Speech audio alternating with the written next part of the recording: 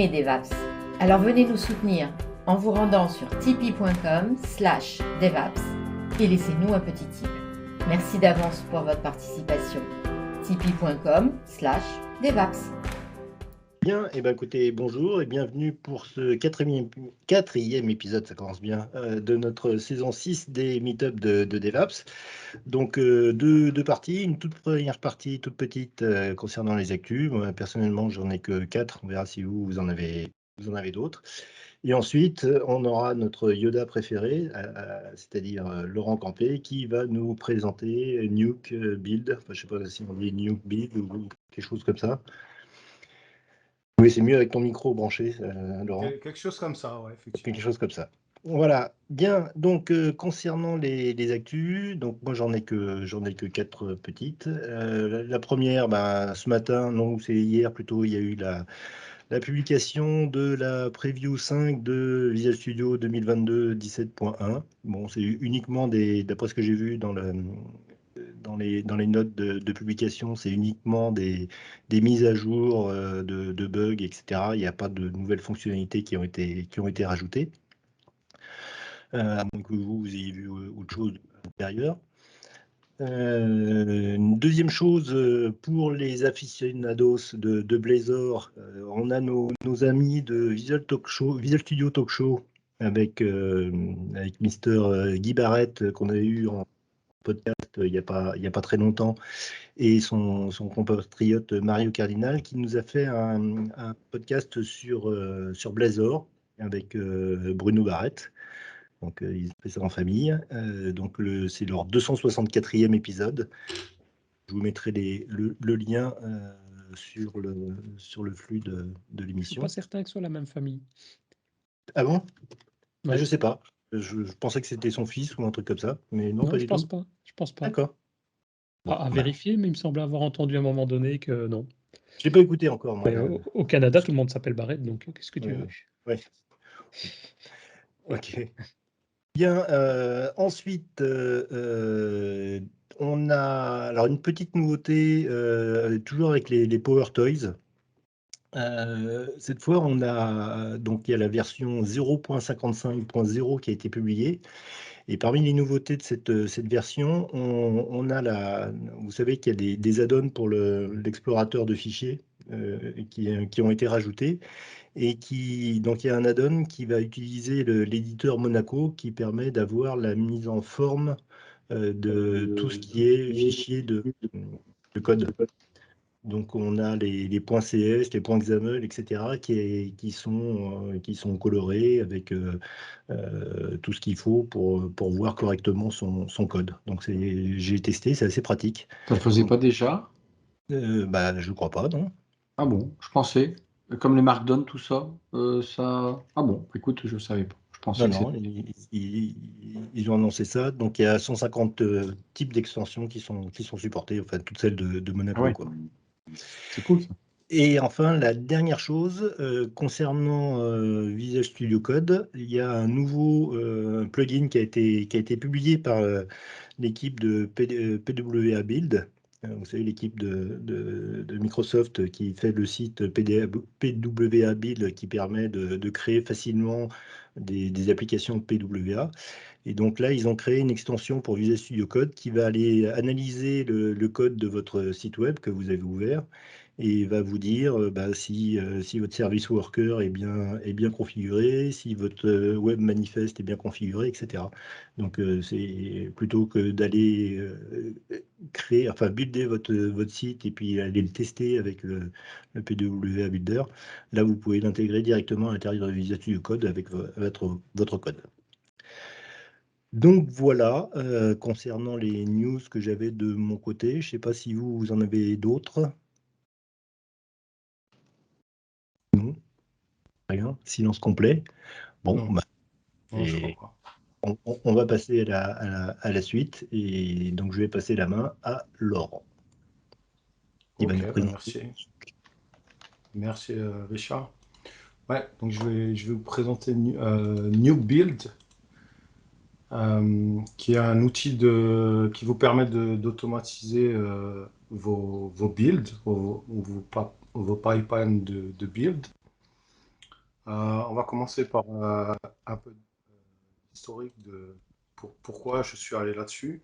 En fait, c'est un peu l'historique du team dans lequel je bosse, dont je m'occupe. Donc, on a commencé tout au début, quand on a commencé à travailler sur notre application, on a commencé avec TeamCity, où on configurait la build à cette époque-là à travers la UI et on utilisait MS Build. Après, on a cherché un autre outil. On a regardé plusieurs outils comme Pisaki, Fsaki ou un truc comme ça. Je ne me rappelle plus exactement. Et on a trouvé un outil qui s'appelle Cake, qui était intéressant pour nous parce que c'était du C#, script, comme c'est écrit sur le slide. On va revenir à ça plus tard. Et puis finalement, on est passé sur Nuke euh, pour automatiser complètement notre build pipeline, qu'on verra un peu plus dans un ou deux slides. Ce qui était intéressant aussi pour nous, c'est de toujours utiliser TeamCity. Donc, pourquoi on a commencé en 2000 et quelques à utiliser TeamCity UI? Donc, c'est vraiment TeamCity, c'est un, un- un serveur qui est capable de de faire tourner des agents euh, de build et qu'on peut configurer de différentes façons. Alors, pourquoi on a choisi ça à l'époque dans mon équipe? Parce que moi, c'est quelque chose que j'utilise depuis la version 1.0 ou quelque chose comme ça pour mes projets personnels. Donc, c'est quelque chose qui date, quoi. Donc, c'était quelque chose qui était facile à mettre en place parce que je le connaissais relativement bien. C'était une façon de commencer avec un build system de façon très rapide, euh, puisque effectivement c'était connu, c'était facile à installer, facile à administrer. On était une petite équipe de deux personnes, mais on était capable de mettre ce genre de choses en place sans demander de l'aide à qui que ce soit. TeamCity qui est fait par JetBrains. Hein. Ouais, c'est fait par JetBrains. Ouais. Tu sais que je suis un grand fan des outils de Oui, JetBrains. oui, oui. Ouais. Et, et donc, c'est quelque chose qu'on a mis en place. J'ai pas retrouvé exactement la date, mais relativement tôt dans le projet, c'est quelque chose que je mets dans tous mes projets en place, c'est avoir un système automatisé de build dès le départ. Euh, à l'époque, on utilisait, et ça a été facile de l'intégrer, SVN, qui, pour les plus anciens peut-être connaissent, c'est un système de versionning de code source avec les désavantages de l'époque, c'est-à-dire que ça travaillait pas bien, on déconnectait, etc. C'est pour ça que plus tard, on est allé sur Git et finalement, après être allé sur Git et avoir travaillé avec différents outils, comme un qui venait d'Atlassian, dont je me rappelle plus exactement le nom, on a fini à la fin sur GitHub. Donc, ça nous a servi pendant quelques années, ça marchait bien. Le team a commencé à grandir et puis on a commencé à découvrir certains problèmes dans nos builds. Et donc en juin 2016, on a cherché, enfin un peu avant juin 2016, on a cherché une alternative qu'on a trouvée avec Cake, qui est un autre outil de build qui est intéressant pour nous parce qu'en fait, avant, on faisait tout à travers de la UI, donc on était vraiment dépendant de ce que nous livrait comme capacité TeamCity pour écrire notre build pipeline, qui fournissait déjà beaucoup de choses et qui aujourd'hui fournit énormément de choses et de façon quasiment automatisée. Vous avez juste à pointer votre source code, votre repository de source code comme celui sur GitHub ou Git, et il va détecter pas mal de choses et vous proposer des choses pour votre build pipeline assez facile. Donc encore une fois, c'est une approche incrémentale. C'est à chaque fois, on veut améliorer le système, mais pas perdre certaines capacités. Donc ce qui est intéressant pour nous, c'est que ça marchait sur TeamCity, Cake. C'était aussi c'est un projet open source avec vraiment une communauté très, très dynamique et qui apportait pas mal de réponses à mes questions. Un des gros problèmes qu'on a voulu résoudre, c'est qu'on s'est rendu compte, en fait, c'est quelque chose qu'on savait plus ou moins, mais qu'on n'avait pas vraiment encore expérimenté, mais comme l'équipe grossissait, qu'on avait de plus en plus de releases, on commençait à avoir quelques bugs et donc on devait créer des patchs. Et donc là, on se rend compte qu'en fait, quand on bosse avec TeamCity, que la configuration, elle est stockée quelque part de notre build et qu'on a notre source code qui est stocké quelque part d'autre, comme GitHub, ben, il y a un désalignement. Et donc, si on fait évoluer notre build pipeline, peut-être que si on revient en arrière dans l'history, on va plus réussir à builder notre source.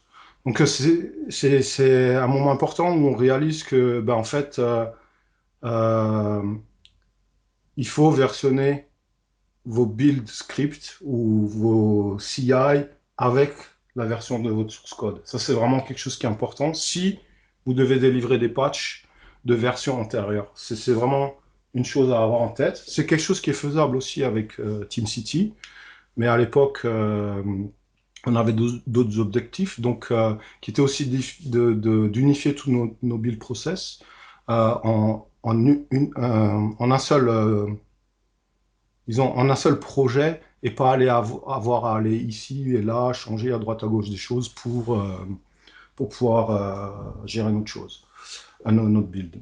Ce qui est intéressant avec Cake, mais qui n'était pas très important pour nous, mais qui est quand même intéressant à noter, c'est que Cake permet de faire tourner votre build sur toutes les machines qui sont capables de faire tourner .NET. Donc pourquoi on a cherché une alternative pour aller sur Nuke c'est arrivé en 2021. Bah, parce qu'on s'est rendu compte qu'en fait, malgré la promesse offerte par Cake et C Sharp, c'est du C Sharp sans être du C Sharp parce que c'est du C Sharp script. Et donc, en tant que développeur C Sharp, il y a pas mal de choses dont on n'avait pas accès. Par exemple, vous allez voir après, les deux systèmes Nuke et Cake utilisent ce qu'on appelle des targets qui permettent de composer des builds.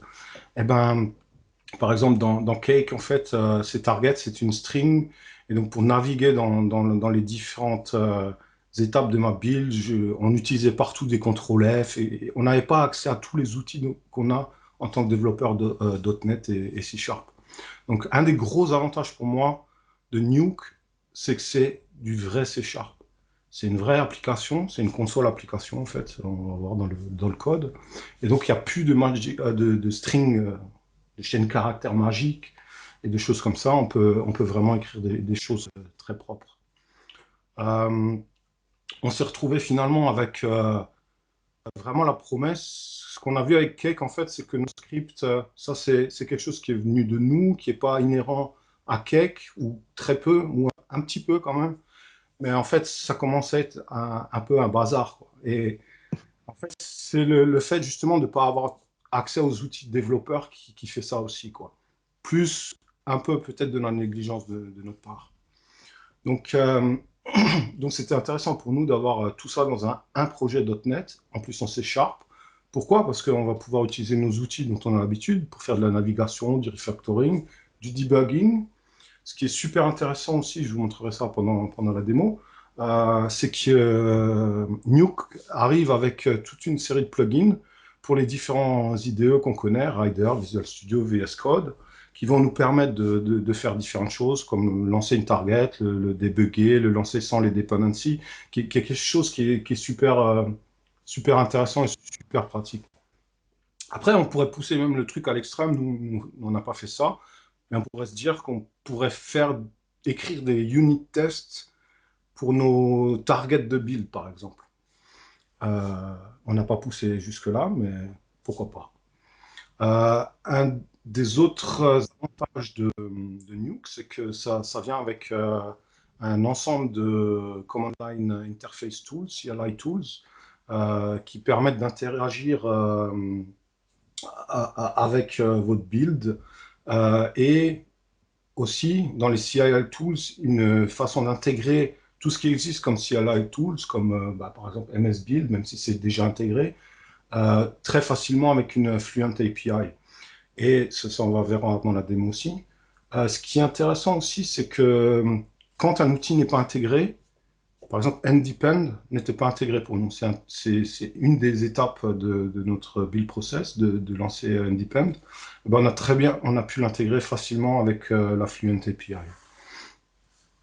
Une étape qu'on n'a pas encore mis en place, mais que j'aimerais bien mettre en place, c'est la possibilité de générer ce qu'ils appellent des partitions de build. On va pouvoir voir ça dans le slide d'après. Et pareil, c'est pas quelque chose qu'on utilise, mais qui peut-être nous ouvre vers l'avenir, c'est que en fait, ça marche sur GitHub Action, Azure Pipeline et un peu partout, quoi. Mais au jour d'aujourd'hui, on utilise toujours TeamCity. Donc vraiment un saut en avant avec Nuke pour nos builds. Et donc vous allez me demander à quoi en gros ça ressemble. Donc là, j'ai pris un exemple de build possible. On voit aussi que l'outil, en lançant la ligne de commande le .NET Tools, Global Tools Nuke, avec la commande --plan, il va être capable de nous grapher, de nous extraire un graphe de dépendance de notre build. Donc, quand je parlais de partitioning, en fait, la partie, imaginons qu'on ait cette partie-là et cette partie-là. Aujourd'hui, elles tournent l'une après l'autre dans notre façon de faire. Mais le partitioning sur un agent.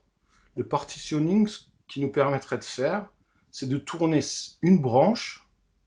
J'imagine que vous voyez mon pointeur de souris quand il bouge. Hein. Okay. Donc, cette branche-là d'inspection de code, c'est quelque chose qui prend, allez, pour nous, ça peut prendre entre 5 et 7 minutes. Nos tests, c'est quelque chose qui... Ça peut aller beaucoup plus bas si ça utilise le cache, mais si le cache n'est pas utilisé, ça va jusqu'à 7 minutes. Les tests, c'est quelque chose entre, on va dire, assez constant, 5 minutes. Donc vous voyez l'intérêt de pouvoir paralléliser ça et de pouvoir faire tourner une partie sur un agent et une partie sur l'autre agent, parce qu'en fait, on va gagner du temps. Au lieu de les faire de façon en série, on va les avoir en parallèle. Donc, pour expliquer un peu le build pipeline, donc on a quelque chose qui initie notre build pipeline. De mémoire, honnêtement, je ne me rappelle même plus ce que c'est. Mais une des premières étapes, c'est qu'on va loguer des informations. Donc, on va pouvoir voir dans les logs quelle est la version du software, de quelle branche ça vient. Ce genre d'informations pour savoir en fait ce qui est buildé. À savoir que notre système de build, il tourne, on travaille avec donc GitHub, on utilise des pull requests pour chaque feature, et on a une build aussi de release, et on a un autre process qu'on appelle shipit, et qui nous permet de releaser une version, quoi. Donc tout ça, c'est tout dans le même projet de Nuke. Donc après le logo info, on a une target de clean qui va aller vider certains répertoires, être sûr qu'on travaille à blanc. Le NuGet Restore, bien sûr, on va compiler tous nos projets. On a une solution, deux solutions, et ça va faire un publish aussi. Après ça, on va lancer Inspect Code qui utilise les ReSharper Inspection Code, qui est un outil d'analyse statique qui est intégré dans ReSharper et dans Rider, mais qui est aussi disponible comme une command line tool. Donc on peut l'intégrer un peu partout où .NET tourne. Pareil. On lance nos tests avec du code coverage. Après ça, on lance l'analyse NDepend. Et quand ces trois opérations-là sont terminées, on va aller vérifier certains niveaux de qualité. Donc on va vérifier par exemple si le code coverage il n'est pas descendu en dessous d'une valeur qui nous intéresse. Qu'est-ce qu'on va vérifier? Si certaines règles NDepend sont cassées, ou s'il y en a plus, si on est monté sur certains facteurs. Donc là aussi, on va avoir la build qui s'arrête. Évidemment, la build s'arrête si les tests, si j'ai un test qui marche, la build est arrêtée, et donc on a plus de... On a une information comme quoi ce que vous avez produit comme code a un problème, et donc il faut agir, quoi. La même chose pour les inspections de code ReSharper, où on n'a aucune inspection qui est qui est levé. S'il y a une inspection qui est levée, ben, c'est qu'il y a un problème. Donc tout ça, c'est vérifié ici. Et ce qui est important de savoir, c'est que quand on introduit ce genre de tool, on va se rendre compte que ben, si on n'a pas commencé dès le départ sur le projet avec ce genre de tool, eh ben, il va venir avec beaucoup de problèmes listés. Donc, une des façons de gérer ce genre de choses, c'est de dire qu'au moment où je mets en place ce tool, eh ben, ce que je vais mesurer, c'est pas combien j'ai d'erreurs, mais surtout que je vais pas dégrader la qualité de mon software. Et petit à petit, je vais commencer à régler certaines inspections qui me dérangent et que je vais améliorer, quoi. Donc après, dans notre build pipeline, on a un truc qui s'appelle Sign Single File. Donc, nous, on produit une application WPF en .NET 6 qu'on vient de réaliser lundi. Et donc, on va signer avec des outils pour que quand un utilisateur démarre l'application, il n'y ait pas d'alerte des antivirus et tout ça. Donc, il y a des certificats pour signer ça. C'est fait avec Azure Key Vault, tout le certificat est stocké, etc. On va zipper les artefacts qui nous intéressent de la build. On va les importer dans TeamCity. Donc là, on va avoir une belle UI dans TeamCity où on voit le rapport NDPen, où on voit le code coverage, où on voit les tests, s'ils ont failé ou si tout est bon. Tout ça, TeamCity nous intéresse pour ça.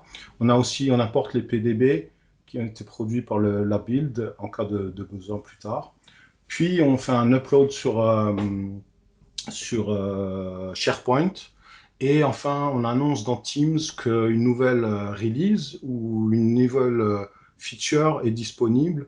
Et donc, les business analysts qui sont responsables de la feature ont l'information automatiquement sans que nous, on ait besoin d'aller dans Teams et dire les gars, vous pouvez commencer à tester ce genre de choses. Donc ça, c'est le build pipeline qui compile notre soft, qui teste, etc. On en a un autre qui permet de réaliser notre applicatif. Alors, on a une partie qui est automatisée, elle n'est pas 100% automatisée au jour d'aujourd'hui.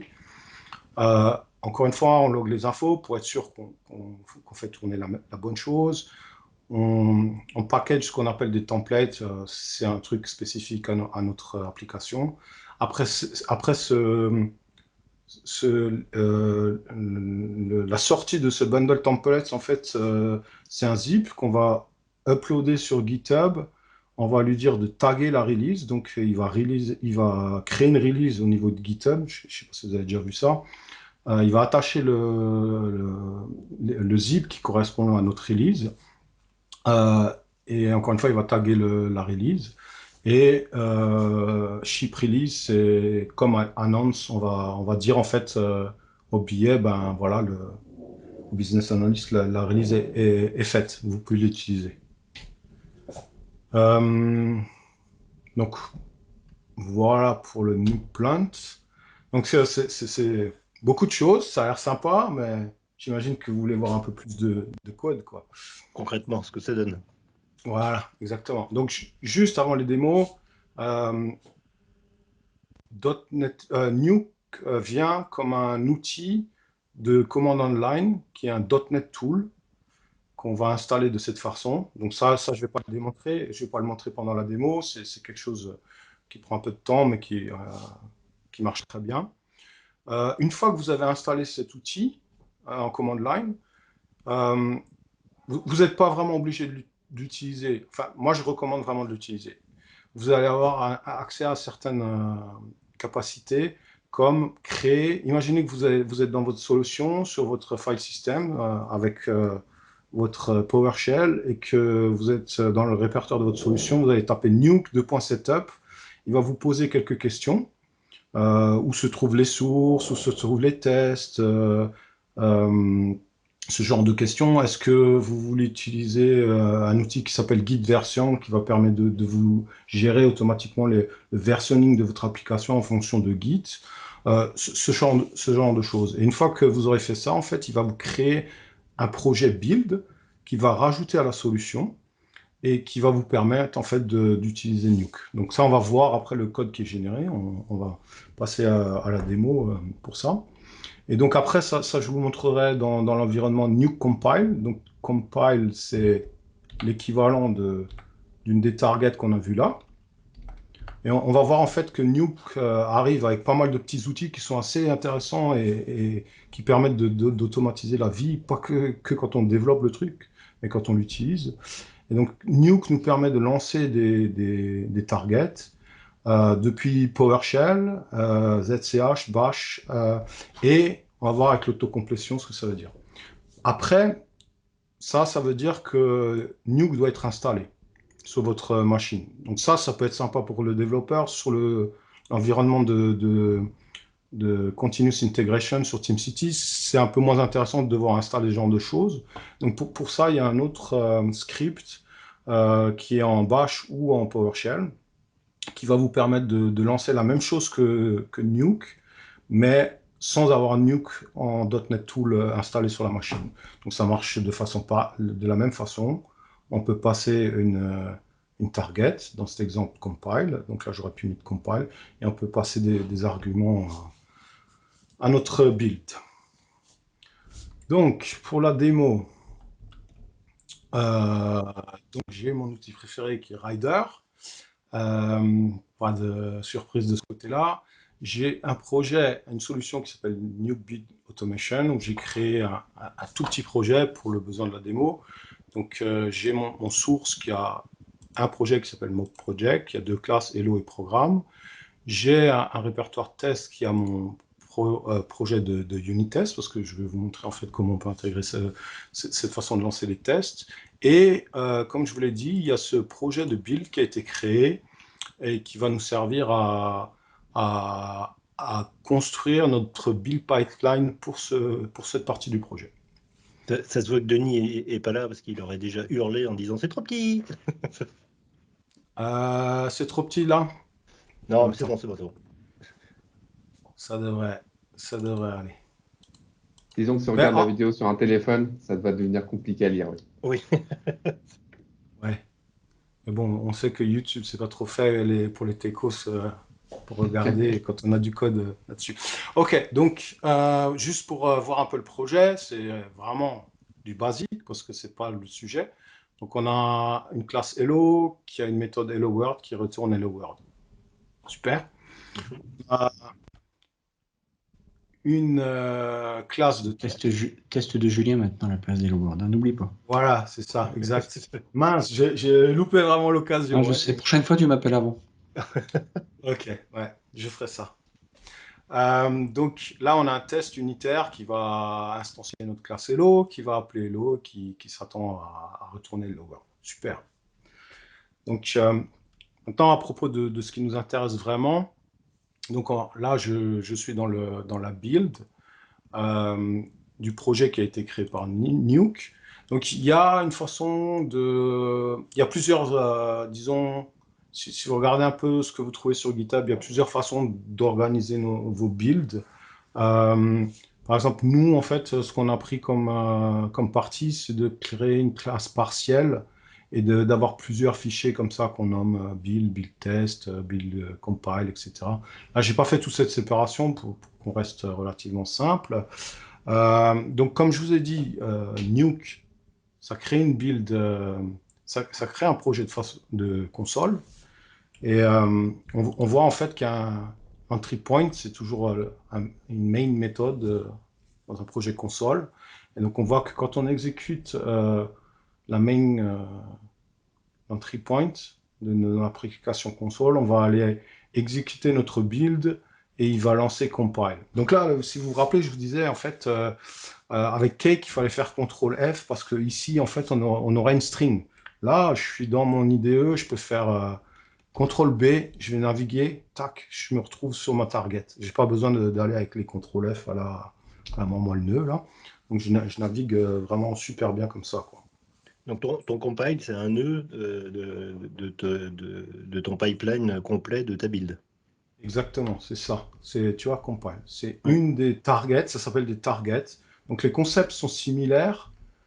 C'est quelque chose qui nous a permis de migrer de Cake sur Nuke relativement facile parce que même si c'était du C# script, c'est quand même du C# plus ou moins. C'est juste que tu il manque quelque chose, où tu vas référencer des assemblées ou des tools de façon différente.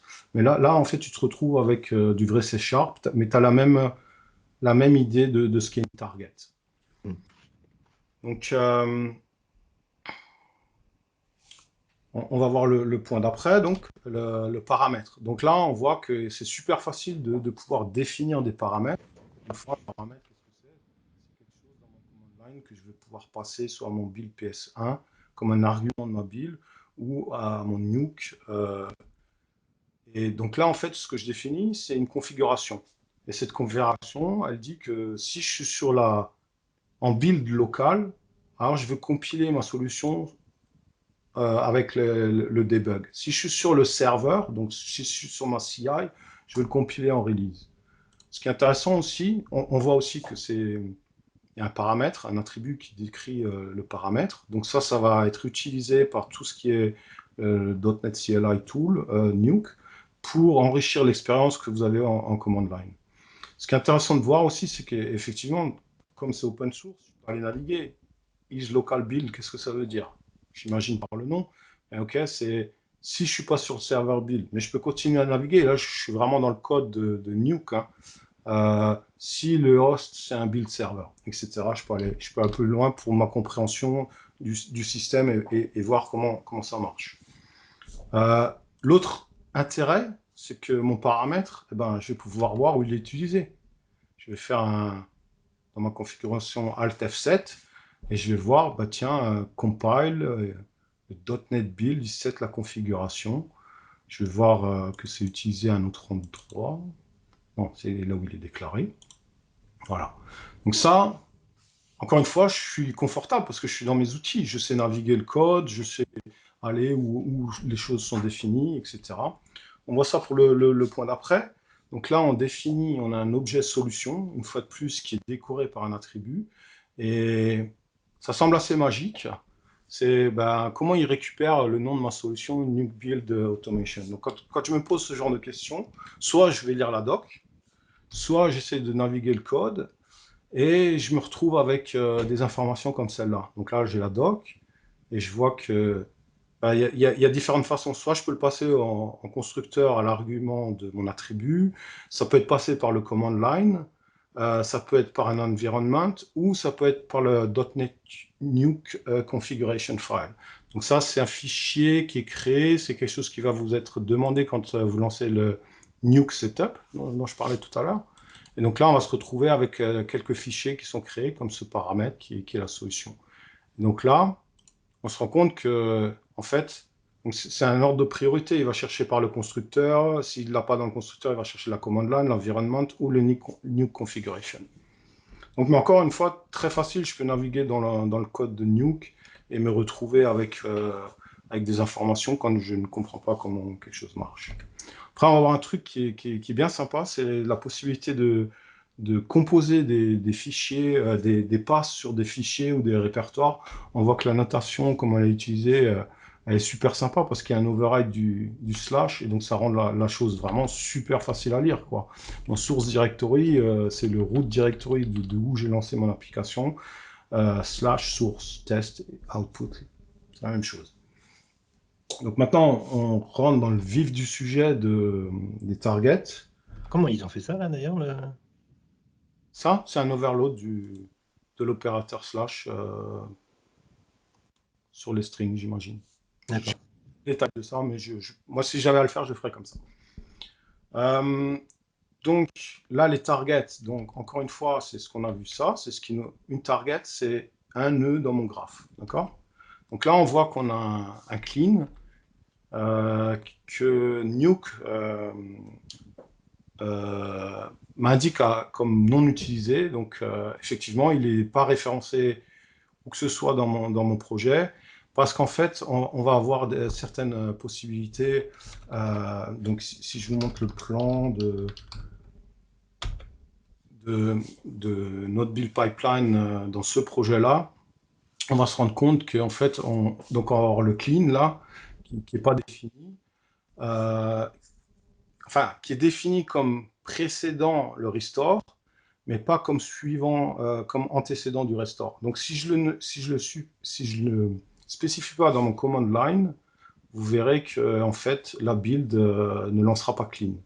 Donc, je dois taper nuke, clean, restore, mais la valeur ajoutée de définir cet antécédent, comme ça a été fait ici, clean, c'est before, c'est avant restore, c'est que, imaginez, je tape nuke, restore et clean, ou clean et restore, il va lancer les targets dans le bon ordre. C'est-à-dire que je veux nettoyer mes répertoires, et après je vais faire le new get restore. Donc là, on a vu aussi la command line qui nous permet de voir le plan de pipeline, qui est assez intéressante. Donc encore une fois, un bon outil à utiliser. Pour l'explication des targets, donc une target, ça permet de définir des tâches pour votre build pipeline et de mettre en relation ces différentes tâches. C'est ce que j'explique avec le plugin et qui s'exécute avant le restore. Et on peut voir qu'il y a d'autres relations, comme ici le compile, il dépend du restore. C'est-à-dire que je ne peux pas compiler si je n'ai pas restauré mes NuGet. Donc là, on a une dépendance qui est forte. Et on dit que si je dis new compile, lui, automatiquement, il va lancer le restore. OK? Alors, un des outils qui est super intéressant, c'est les intégrations des plugins Nuke qui permettent de simplifier la vie, franchement. Là, on voit dans la barre Rider qu'on a cette icône. Donc, il a reconnu en fait que l'add-in qui a été ajouté à Rider a reconnu, et ça, encore une fois, ça marche dans Visual Studio et Visual Studio Code aussi. Hein. Donc, il a reconnu que j'ai une target nuke, donc il y a quelques opérations que je peux faire. Hein. Je peux faire cette opération en cliquant dessus. Je peux lancer, par exemple, clean. Et donc là, il va me lancer la commande. Et on va voir que il a lancé ma target, pardon, clean. Il a effacé mes répertoires. Et j'ai un statut et un temps d'exécution qui est indiqué.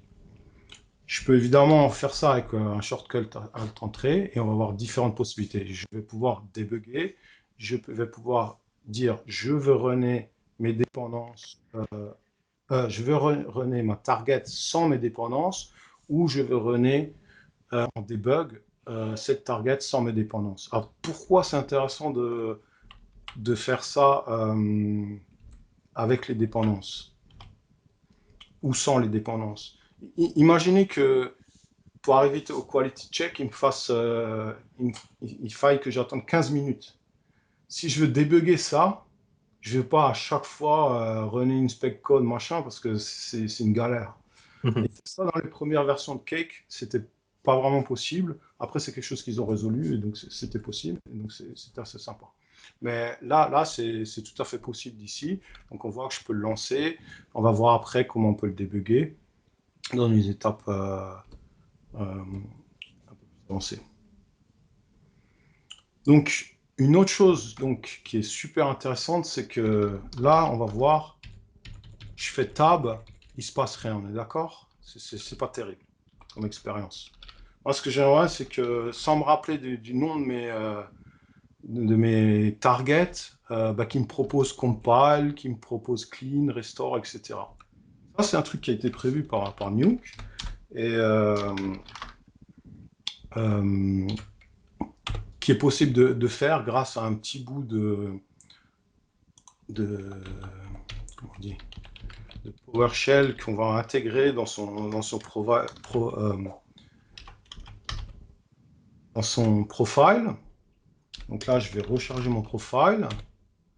Et on va voir maintenant que quand je tape New, que je fais Tab, il va me proposer Clean, tiens, Compile, Restore, Test with Coverage. Donc ça, c'est une étape que vous n'avez pas encore vue. Et bien sûr, je vais pouvoir le lancer aussi, quoi. Comme ça. Ou je peux lancer Restore. Donc, encore une fois, hein, quelque chose de très bien pensé. Un petit outil qui facilite la vie quand on écrit ses build pipelines. Donc maintenant, ce qu'on va voir, c'est une autre possibilité, une autre extension. Donc on a vu en fait que l'extension Nuke permettait ces contextes menus qui sont très sympas. Mais il y a beaucoup plus que ça. Par exemple, si je veux écrire une nouvelle target, on voit un peu que la syntaxe elle est bizarre. Il y a deux lambda, donc ça, je ne vais pas rentrer dans les détails. Mais là, je vais pouvoir utiliser l'autocomplétion et je vais pouvoir écrire ma target de test sans me rappeler forcément comment c'est, etc. Il y a d'autres templates pour créer ces bouts de code. Donc là, un test, quand c'est qu'on va vouloir le lancer, ben, on va dire que ben, un test, il n'y a pas de sens pour le lancer quand mon application n'est pas compilée. Donc, je veux le rendre dépendant de ma target, pardon, compile. Donc, voilà, encore une fois, que l'outil m'aide, compile. Je n'ai pas trop à réfléchir. Donc là, je vais quand même taper un peu de code. Mais je vois qu'encore une fois que j'ai quelque chose qui est très simple, qu'on propose assez facilement. Évidemment, avec Teams, un des shortcuts ne marche pas. Donc là, je vais pouvoir utiliser ce dont je parlais de la présentation. Je vais pouvoir utiliser la Fluent API pour pour construire en fait cette build step. Donc il y a d'autres façons de faire que la build API, mais je pense que c'est une façon qui est assez sympa à utiliser. On va voir après une extension de ça. Donc la configuration, enfin, on va utiliser la configuration, hein, encore une fois. Et on va dire que enable restore, voilà. Je vais terminer ma target. Donc maintenant, en fait, si je build mon application, je retourne sur mon shell, je vais taper nuke, tab, clean, restore, test with coverage et demo effect. Il n'y a pas le test. Le enable no restore, c'est quoi ça? C'est en fait, ça permet de contrôler, de pas. Tu vois, par exemple, ici, tu fais le restore des nuggets, .NET Ouais. Restore. Ben, quand je compile, je veux plus qu'il fasse le restore parce que ça va me prendre du temps et un peu de temps et ça a déjà été fait. Honnêtement, ici, je suis pas sûr qu'on en ait vraiment besoin parce que le .NET Test, je pense pas qu'il s'en occupe. En fait, bon, pour la démo, je vais le lancer par ici. L'idée, c'est de lancer et de montrer l'autocomplétion. Mais donc là j'ai lancé le test. Il voit que je dépends de compile. Compile, il dépend de restore. Restore, il dépend de rien. Donc je me retrouve avec... il a lancé restore, il a lancé compile, et il a lancé mes tests, starting test. Alors là, il y a un petit bug d'affichage apparemment. Mais si je le relance d'ici...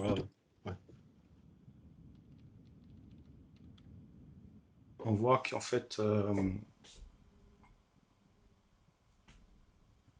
on voit tout le schéma d'exécution, quoi. Donc là, à la fin, on voit, ben, il a fait le restore, le compile, il a lancé les tests. On voit le test, que mon test, il est passé. Et donc que ma build, elle est verte, quoi. Y a pas de... Juste une petite question. Vas-y. Ça marche avec les solutions en .NET 4.x? Ouais. Il me semble Oui. que ouais, c'est partout .NET. Moi, je l'ai utilisé qu'à partir de .NET Core 3.1, en .NET 5 et .NET 6. Je crois que oui. Mais franchement, à vérifier. Mais je pense que oui, parce qu'il me semble que c'est partout où ça tourne, quoi.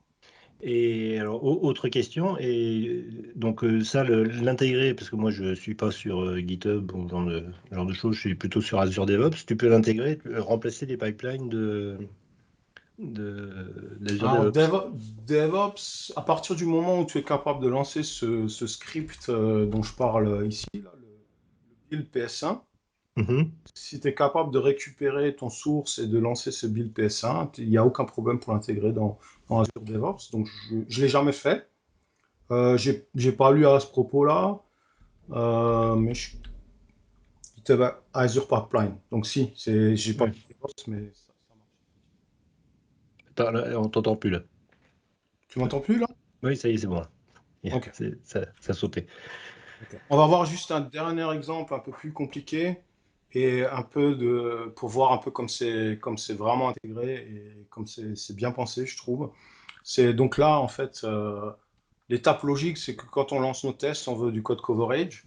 Donc, on va utiliser encore une fois un outil qui vient de JetBrains qui s'appelle .cover, qu'on peut avoir qui tourne dans Rider ou dans ReSharper, mais qu'on peut avoir aussi en command line et utiliser de façon gratuite dans ces CI. Donc là, on voit un peu plus. Bon, les tests, encore une fois, ils dépendent de ma target compile. Je lance .cover, je vais récupérer des settings. Là, je vois un truc un peu plus compliqué que la Fluent API maintenant, qui va me permettre d'utiliser les CLI tools. Et dans ce cas-là, on va utiliser .NET test et on va composer certains paramètres de cette façon. Donc cette façon de faire, quand on a un outil qui n'est pas intégré, ça nous permet d'utiliser tous les CLI qu'on veut, tous les outils de command line qu'on veut et les intégrer de cette façon. Donc nous, par exemple, NDPen n'était pas intégré, c'est un peu comme ça qu'on l'a intégré, quoi. Donc je vais peut-être pas rentrer dans tous les détails, mais en fait, je filtre que... C'est Patrick qui va pas être content, parce que ça fait pas une licence de serveur de plus, quoi. Non, moi, j'ai pour projet de le porter, mais j'ai jamais pris le temps pour l'instant. On filtre certaines choses et on crée les trucs de... Alors, je vais poser une question là, de néophyte. Là. Je vais peut-être dire une bêtise grosse comme moi, mais je reprends toujours mon exemple d'Azure DevOps, où là, pour les pipelines, maintenant, bon, on a deux options. On a soit le designer d'Azure DevOps, soit on crée avec ses fichiers YAML. Là, ça remplace ton YAML, ça. Très, très, très bonne question. Tu te rappelles quand tu parlais du partitioning des pipelines Ouais. dans la présentation? En fait, Nuke va te permettre de décorer avec des attributs ta classe de build. Et en fait, ce qu'il va faire, c'est que lui, il va générer les YAML files. Alors, je ne sais plus quels trucs sont intégrés. Pour sûr, TeamCity. Azure DevOps à vérifier, on peut regarder vite fait dans la doc. Mais en fait, il y a un ou deux systèmes qui sont ou peut-être même trois, qui sont intégrés justement par ce biais-là. Donc j'écris ma build sous forme de C# comme ça. J'annote ma classe de build. Donc je ne peux pas naviguer parce que je vais vous montrer quelque chose. Mais et ça va générer ce fichier YAML, et c'est ce fichier YAML que tu vas versionner avec ton code dans ton repository pour qu'il soit aligné les deux. Comme ça, tu es sûr que quand tu fais évoluer ta build et ton code, eh ben, tu seras toujours aligné, tu pourras toujours runner tes builds. Donc là, en fait, ce qui s'est passé, c'est donc j'ai cette test with coverage que j'ai lancé à travers ma commande là en debug. Et on se rend compte que, bah mince, c'est bête, il y a une exception qui a été levée. Et en fait, quand on regarde le détail de l'exception, si j'arrive à l'étendre. Voilà. On voit qu'il y a pas mal d'informations. Et en fait, il me dit, tiens, ben, il semble qu'il te manque un package pour que ça marche. Alors, c'est assez dingue qu'il soit capable de reconnaître ça. Donc,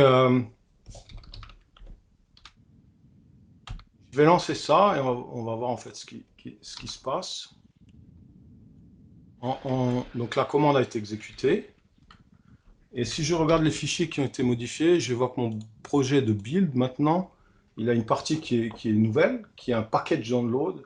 Et en fait, ce .NET CLI tool .cover, c'est un NuGet package qui est hosté, mais qui est un NuGet package un petit peu particulier parce que c'est un .NET tool.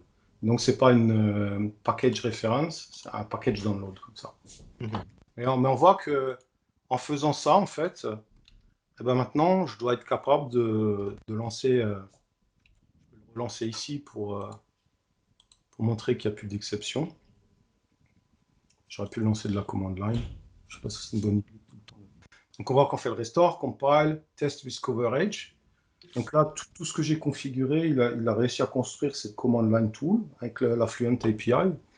Et on voit que, une fois de plus, maintenant c'est vert. Avant, ça crachait. Et j'ai trouvé le souci, le problème relativement facilement parce que j'ai pu lancer ma target en debug. Il y avait une super exception qui était loguée qui m'a montré tout de suite quel était le problème. Là, je vois toujours que mon test y passe et que j'ai pu générer mon fichier de résultat de test. Ouais, c'est super puissant, quoi. Ouais, c'est franchement super puissant. Et encore, franchement, je montre pas tout là. Il y a vraiment. Donc par exemple, c'est des choses, nous, qu'on va parser avec du C#. C'est du XML, hein. On va parser et on va aller regarder combien de tests qui ont failé ou ce genre de choses. Pareil pour le coverage, il doit être quelque part là. Je me rappelle plus exactement comment c'est fait. Mais en fait, vous allez pouvoir aller regarder en fait toutes ces informations-là. Et c'est exactement ce qu'on fait dans notre étape qu'on appelle Quality Check. On va aller parser ces fichiers qui sont sortis par Inspect Code, très facile avec du C#, et on va réagir là-dessus. C'est un truc un peu plus compliqué. Encore une fois, comme je vous ai dit, nous on a des choses, on va aller signer un exe qui utilise un outil qui va appeler Azure Key Vault. On communique avec Teams pour envoyer un message, une carte qui est formatée. On fait de l'upload sur SharePoint, on fait de l'upload sur GitHub en utilisant de la GitHub API à travers du C#. Donc franchement, c'est vraiment quelque chose qui est super facile à utiliser quand on est un développeur C# parce qu'on a accès à tous nos outils et c'est du C#. Donc je vous ai mis quelques références. Le site de Nuke. Donc il y a un site de documentation après qui est lié, qui est relativement bien fait. Ce soir ou demain matin, je vais publier un blog post qui montre un peu la façon de commencer très rapidement à créer un projet, un peu comme je vous ai expliqué là. Un lien sur le Rider Nuke plugin, mais vous retrouvez ceux de Visual Studio Code et Visual Studio sur le website. Ils ont un compte Twitter qui est intéressant à suivre parce que souvent ils postent des annonces avec des nouvelles features ou des astuces. Et un lien sur la présentation que j'avais fait sur Cake, si Cake vous intéresse. Super. Voilà. Bon, bah merci. Merci à toi. J'espère que ça vous a plu. Non, c'est super intéressant. C'est vrai que si on a des builds un petit peu compliqués à mettre en œuvre, je trouve que c'est assez sophistiqué. Et le fait que ce soit du C# pur et dur, c'est vrai que du coup, on bénéficie de tous les outils qui existent sur le marché depuis des dizaines d'années et qui simplifient quand même la chose, quoi. Ouais. Est-ce que quelqu'un avait une question à poser par rapport à tout ça? Ou c'était tellement clair que... J'en ai une petite. Vas-y. Le projet de build qui permet justement de créer la build en question, est-ce que tu peux la découpler de ton projet, de tes sources en fait? Oui, complètement. Complètement. Ouais. Pour justement séparer, pas mélanger tout en fait. Ouais, non, tu peux faire cool, ça si tu veux. Nous, on n'a pas pris cette approche-là parce qu'on veut les avoir ensemble pour différentes raisons, mais tu peux complètement les découpler si tu veux. Tu peux le virer de la solution. Je ne suis pas sûr que tu puisses le faire quand tu fais le Nuke Setup, mais tu peux très bien la virer après parce qu'il n'y a pas de réelle référence si tu veux à travers les deux projets, quoi. Ok, cool. Sinon, ouais, c'est intéressant. Je vois que ma fille apparemment était là. Intéressant. Moi, j'avais une petite question. Je me demandais, quand on travaille sur Azure et qu'on déploie des choses sur Azure, en fait, comment ça se passe du coup pour les déploiements sur Azure? Est-ce qu'on doit faire le code nous-mêmes C# à partir des SDK Azure ou est-ce que en fait il y a des choses déjà d'intégrer? Parce que si on était par exemple sur du Azure Pipeline ou sur du GitHub Action, on a déjà des tâches un peu préfaites. Et là, comment ça se passe avec Nuke en fait? Franchement, bonne question. Je n'ai pas de réponse parce que j'ai jamais utilisé dans le contexte d'Azure Nuke. Il y a toutes ces idées de... Ah, moi, je partage plus mon écran, mais je suis allé sur la doc pour montrer en même temps que je parlais. Mais donc, en fait, quand on va sur le site de Nuke et plus particulièrement sur la documentation, Il y a cette idée de CLI tool où je pense ça dépend en fait de ce qu'on veut faire sur Azure, j'imagine. Honnêtement, je ne saurais pas te répondre parce que je ne l'ai jamais utilisé, je ne veux pas dire de bêtises. Je sais juste que si on veut voir en fait quels sont les outils intégrés, il y a... Il faudrait que je me rappelle, mais à un endroit, il y a une définition de tous les outils qui sont intégrés. Je pourrais chercher ça et te donner plus de réponses, mais comme ça en direct, je ne saurais pas te répondre sur l'intégration Azure. Ok, ça marche. Après, j'imagine que vu ce que tu as montré, potentiellement, on peut faire appel à n'importe quel CLI là, par rapport à ce que tu montrais tout à l'heure. Donc, si on fait appel à l'Azure CLI, on doit avoir moyen de faire des trucs quand même, quoi. Ok. Ouais, tout à fait. Là, si tu as l'Azure CLI, tu peux l'intégrer avec ce que j'ai montré comme intégration avec la Fluent API. Après, si tu as un SDK, par exemple, nous, pour SharePoint, ce qu'on fait, c'est qu'on importe un SDK qui nous permet de nous connecter à SharePoint. Pour GitHub, on utilise un NuGet qui nous permet de nous connecter à NuGet et qui nous apporte des fonctionnalités. Donc, si tu as l'équivalent pour Azure, soit en CLI, tu peux l'intégrer, soit en SDK, eh ben, tu peux intégrer les SDK, mais alors tu vas peut-être coder un peu plus, quoi. Ok, ça marche. Merci. Je t'en prie.